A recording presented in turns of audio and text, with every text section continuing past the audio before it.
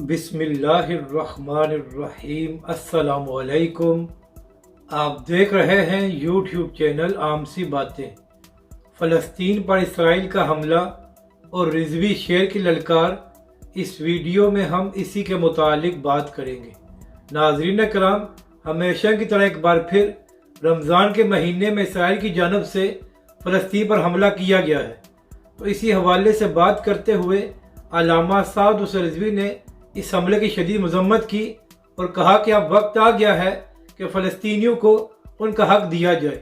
इसके साथ साथ अल्लामा साद हुसैन रिजवी ने मुस्लिम हुक्मरानों पर भी तनकीद की और कहा कि खुदा आप तो खुल कर बोलो और जो जुल्म फ़लस्तीन पर हो रहा है उसके खिलाफ आवाज़ बुलंद करो।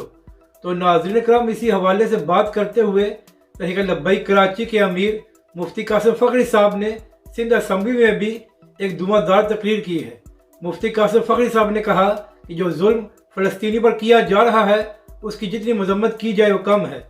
मुफ्ती कासिम फ़खरी साहब ने कहा कि अक़वाम मुत्तहिदा और दीगर इदारे जो छोटी छोटी बातों पर नोटिस लेते हैं उनको फ़लस्तीनी पर होने वाला जुल्म क्यों नज़र नहीं आ रहा। इसके साथ साथ मुफ्ती कासिम फ़खरी साहब ने भी मुसलमान हुक्मरानों पर तनकीद करते हुए कहा कि तुम लोगों को शर्म नहीं आती कि एक तरफ फ़लस्तीनी पर जुल्म किया जा रहा है और दूसरी जानब तुम लोग खुलकर मजम्मत भी नहीं कर सकते।